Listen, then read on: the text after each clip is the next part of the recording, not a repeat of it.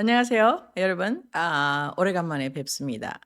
제가 사실은 볼리비아에 약 26 일에 걸쳐서 미션 여행을 하고 막 돌아왔습니다. 그래서 약간 지친 감이 없지 않아 있지만 그동안 또 많은 사건이 있어서 여러분에게 잠깐 이제 업데이트를 해 드리려고 합니다. 오늘의 제목은 뭐냐면 47 대의 혁명. 47대 대통령 트럼프의 혁명적인 여러 가지 그의 팔리시에 대해서 여러분에게 잠깐 나눔으로 말미암아 현실을 좀 진단하시는 데 도움이 되고자 합니다. 47 대가 대통령이 당선된 지 지금 11월 6 일에서부터 지금 딱 한 달이 지났네요. 오늘 12월 6 일이죠. 대단한 일이 있었습니다. 근데 트럼프가 대통령이 되면서 그 인수위원회라는 게 있습니다. 근데 인수위원회는 원래는 국가로부터 돈을 받게 돼 있어요. 근데 거기는 로비스트가 인발되고 누군가가 자기의 이익을 위해서 또 팔리스를 위해서 여러 가지 기업들이 관여되는 것이 전례임에도 불구하고 트럼프는 지금은 사비를 대서 지금 인수위원회를 이제 마쳤습니다. 그래서 인수위원회에 들어가 있는 인물들을 보면 여러분께서 충격적인 일을 많이 느끼실 수 있습니다. 그중에는 우리가 알고 있는 유명한 공화당의 지도자들은 빠져 있고 그다음에 새로운 참신한 인물들이 많이 들어가 있죠. 그중에서 가장 중요한 인물 중에 하나가 뭡니까? 이것은 이제는 법무부, 그다음에 이제 FBI 국장 이런 있죠. 굉장히 중요한 역할입니다. 근데 거기에 대해서 오늘은 이제 가장 중요한 인물 중에 하나를 여러분께 소개하려고 합니다. 그 사람이 누구냐면 이제 FBI 다음 국장인 캐시 파텔이라는 남자인데 그 사람은 이제 이름으로 봐서는 인도계죠. 그 사람이 영화를 사실 만들었어요. 그 영화 이름이 뭐냐면은 Government the Mafia. 미국 정부가 마피아다라는 그런 영화를 만들었습니다. 다큐멘터리죠. 그래서 미국에 있는 정보기관이 얼마나 개인을 감시하며 모니터하고 의견을 유도하는지에 대해서 특별히 그 사람은 반기를 들었습니다. 근데 그런 사람을 트럼프가 자기의 캐비넷 가장 중요한 직책 중에 하나인 FBI 국장으로 세웠다. 이거 뭐 대단한 일인 것입니다. 그것뿐만 아니라 또 이제는 부연해서 RFK 그다음에 그동안 소아과 의사였던 우리 또 상원 의원 리버테리안이시죠. 그런 분들을 그 사람들이 등용했다는 것은 정말 미국에 있는 근대 역사상의 혁명이라고 할 수 있죠. 그래서 '안에서부터 뒤집겠다.' 그리고 이제 무엇을 뒤집느냐 이제 세 가지 일에 대해서 뒤집고 있습니다. 하나는 뭐 RFK를 중심으로 한 빅 파마의 policy. 그래서 이제 그들이 인발브 돼서 어떠한 정책을 만들어서 약을 팔고 미국 사람의 건강에 도움이 전혀 되지 않는 일을 한다 하는 것이 이제 RFK 털시 가바드. 그다음에 두 번째는 뭡니까? 일론 머스크를 통해서 이제는 "어디트를 하겠다." 이제 정부의 효과적인 정책 기관을 만들어서 "어디트를 하겠다." 이건 뭐 혁명인 것입니다, 여러분. 어떤 혁명이냐. 이것은 뭐냐면은 지금까지 지내온 것에 대해서 이제는 어디트를 할 수 있는 없는 기관들이 있습니다. 그중에 국방부 그다음에 IRS가 있죠. 그리고 이제 IRS가 우리한테 세금을 매기기 시작한 것은 1913년 이후입니다. 그전엔 세금이 없었어요. 여기에 대해서 도전을 하겠다. 뭐 이거는 보통 일이 아닙니다. 여기에 도전한 대통령이 누가 있죠? RFK의 삼촌 대신 존 F 케이디가 1960 년에 그래서 저격을 당했습니다. 두 가지에 반대했죠 그가요. 그것은 뭡니까? CIA하고 그다음에 이제는 FRB 거기에 반대하다가 그가 저격을 당했습니다. 그럼 우리가 추측을 할 수가 있죠. 거기에는 누군가의 interest 개인적인 이익이 involve 됐구나라는 것을 우리가 추측할 수가 있게 됩니다. 이런 어려운 상황에 있어서 트럼프가 이제 2016 년에 대통령이 되고 2020 년에 낙선이 됐죠. 낙선이 될 적에 어떤 사건이 있었습니까? January 6 라는 사건이 있었습니다. January 6는 사실은 그 당시에 부통령 마이크 펜스가 "여러분, 여러분이 여태껏 보트를 잘 하셨는데 여러분의 의견 반대 없이 갑자기 이제는 이상한 지그재그로 올라가서 트럼프가 대통령이 안 됐으니까 "전부 워싱턴으로 모여라." 그래서 우리가 다시 마지막 보트를 다시 재검하겠다 그래서 초청에 의해서 January 6에 많은 사람이 모였습니다. 하지만 January 6에 모였을 때 그 전날 트럼프가 낸시 펠로시에게 요구를 했죠. 많은 사람이 모이니까 보안상 그다음에 뭡니까? 내셔널 가드를 보내라. 근데 디클라인 당했어요. 그리고 이제 경찰을 강화해 달라 디클라인 당했습니다. 그러고 나서 그다음 날 January 6에 사람들이 모였을 때 거기에는 반역이 있었다. 라는 이제는 엄청난 이제는 국가적인 사건이 있었습니다. 그래서 나라가 뒤집히고 워싱턴 DC에는 비상사태가 선포됐죠. One day 계엄령이 아니고 커퓨 그러니까는 뭡니까 자정에 아무도 다닐 수 없는 커퓨가 one day가 선포됐었습니다. 그래서 January 6에 지금 체포된 사람들이 지금 현재 그 뭡니까 재판 없이 구속되어서 이제는 3년 동안 감금된 사람들이 많이 있었는데 요번에 대부분 풀려났습니다. 트럼프가 당선되기 일보 직전에. 그래서 여기에 대해서 캐시 파텔이라는 사람이 조사를 하겠다. 1 번. 그리고 그다음에 거기에 미국 사람들이 이제는 그 아이들의 성을 바꾸는 일에 대해서 반대할 경우에 그들이 어느 리스트에 올라갔냐면 국내 테러리스트에 올라갔습니다. FBI에 의해서 캐시 파틀에 의하면. 근데 그렇게 하기 위해서는요. 미국 사람을 감시를 해야 되는데 감시하기 위해서는 합법적인 절차가 미국엔 필요합니다. 그것을 FISA라고 하거든요. 근데 FISA를 한 사람이 약 27만 명이라고 합니다. 그래서 27만 명의 파이자 프로세스가 어떻게 합법적으로 진행되었는지를 캐시 파텔이 조사를 하겠다는 이제 엄청난 철퇴적인 이제는 계획이 이제는 발표됐죠. 그러면 뭐 워싱턴이 전체가 와르르 떨리는 순간이죠. 그래서 여러분 이거를 보시면서 무엇을 느끼십니까? 트럼프의 팔리시가 이제는 IRS를 어디타겠다? 오 마이 갓. 1 번. 2 번은 뭡니까? 파마를 조사하겠다? 오 마이 갓. 이건 다 라비스트가 하는 일 아닙니까? 세 번째는 1월 6일 사건 및 그 선거에 개입된 모든 불법적인 파이자 그러니까 27만 개가 발행됐는데 그것을 뒷조사를 하겠다. 이거는 좀 워싱턴 전체가 완전히 흔들리는 얘기입니다, 여러분. 그럼 여러분 이것을 보시면서 무엇을 느끼셔야 되냐? 이것은 우리가 모르고 있던 미국 사회에 지킬박사 하이드의 양면이 있다는 것을 우리가 알고 있어야 됩니다. 우리는 어떻게 생각하고 있냐? 미국은 민주주의 국가다. 미국은 헌법을 사랑한다. 자유를 사랑한다는 일면만 보는 것이 아니라 양면성이 미국 안에서도 자기 나름대로의 고통과 스트러글 하나는 민주주의를 향하고 하나는 반대파가 있구나 하는 것을 이제는 우리가 느껴야 될 줄 믿습니다. 그 왜 중요합니까? 트럼프가 사실은요. 지금 그 뭐야 메인스트림 미디어에서 24시간 일주일 내내 기소를 수백 건, 탄핵 2번 그다음에 가택 조사 그다음에 여자 관계 뭐서부터 계속 공격을 당했어요.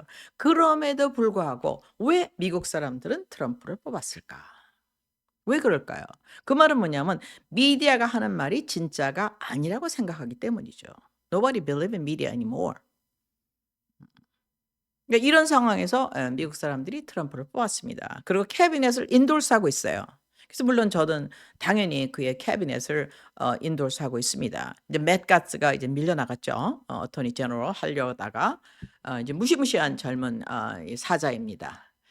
그 대신 이제 여성분이 다시 들어왔어요. 그분도 보통 분이 아니시죠. 그래서 지금 현재 워싱턴을 클린업하겠다. 그래서 우리가 알아야 될 것은 무엇입니까? 워싱턴이 우리가 알고 있는 워싱턴이 아니라는 것을 알아야 되죠. 여기에 대해서 트럼프는 혁명을 일으켜서 혁명적인 방법으로 클린업을 하겠다는 겁니다. 특히 세 가지 분야에 대해서. 그러면서 트럼프가 무엇을 말했죠? 너희들 말이야 아프가니스탄에서 철수할 적에 거기다 돈을 수 빌리언을 갖다 퍼붓는데 철수할 때 너무 빨리 하는 바람에 시민이 죽고 사람들이 비행기에 타는데 올라타 갖고 거기서 떨어지고 공중에서 그다음에 미국 군인이 열 몇 명이 죽었습니다. 그리고 아직도 시민들이 남아 있어요. 이건 불명예스러운 태각. 이것에 대해서 지금 현재 장성들 별을 다 떼라. 그래서 1월 20일 인아규레이션 직전까지 너희들 사임서를 제출해라. 너희 잘못을 너희가 알지니라고 발표했죠. 그래서 만약에 사임을 안 할 경우에는 어떻게 됩니까? 이제 군법회의에 넘긴다는 이제 협박을 하고 있습니다. 근데 군인들을 어떻게 협박할 수 있겠습니까? unless 이게 총사령관으로서 풀 어토리티가 없으면 할 수가 없죠. 크리미널리티가 없으면 할 수가 없습니다.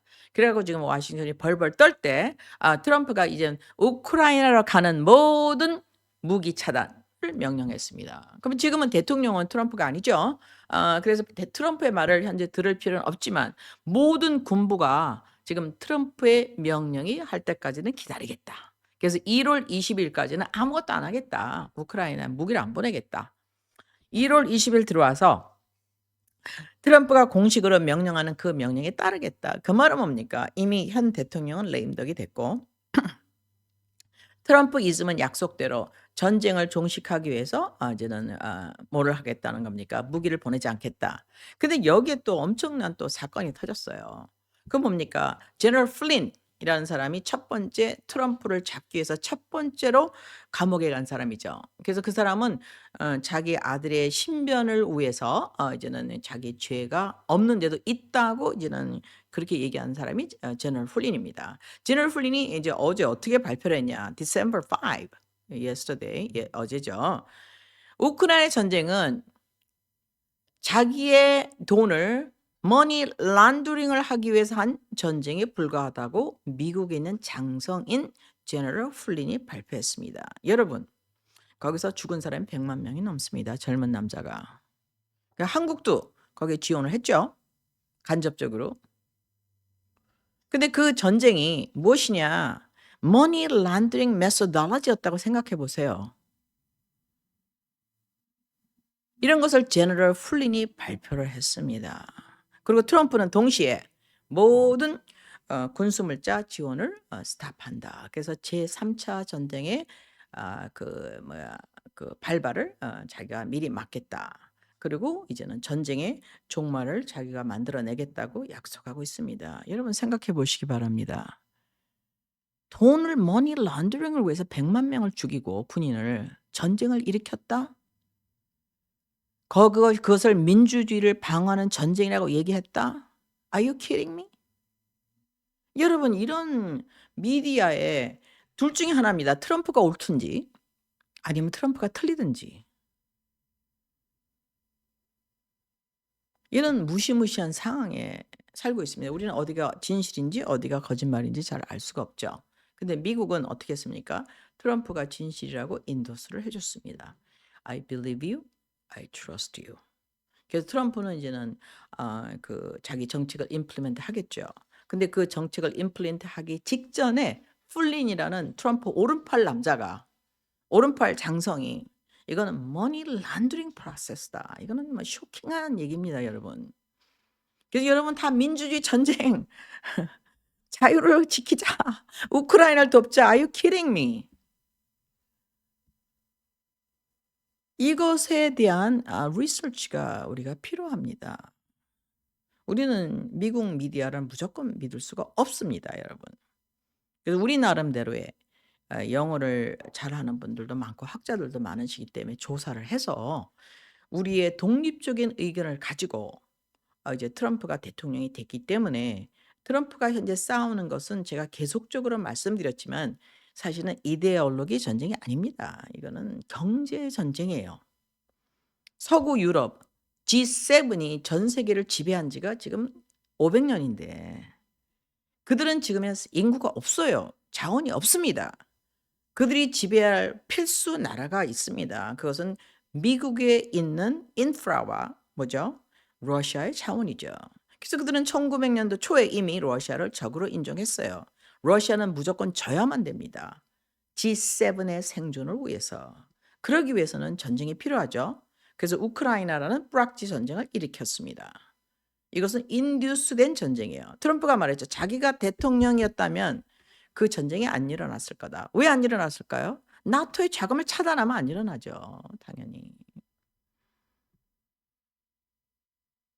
그래서 저는 이렇게 생각합니다. 한반도의 평화를 위해서는 우리는 트럼프 정책을 잘 이해해야 되고 특히 우크라이나 정책을 잘 이해해야 됩니다. 왜 그렇습니까?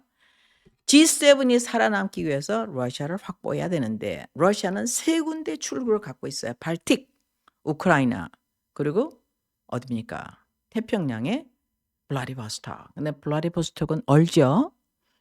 바로 보스톡 바로 밑에는 얼지 않은 항구가 무엇입니까? 낮은 선봉이죠. 여러분 답이 나오지 않았습니까?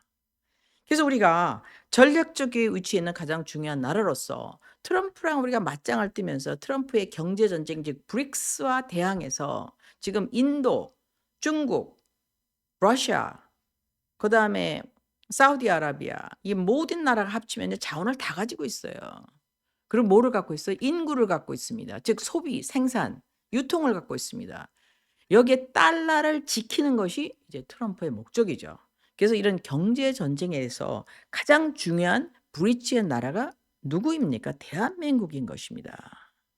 그래서 우리는 트럼프의 정책과 그의 foreign policy 즉 뭡니까? 이 경제 전쟁의 그의 전략을 이해할 때 한국에 최대한 이익이 오는 기회가 올 줄을 믿습니다.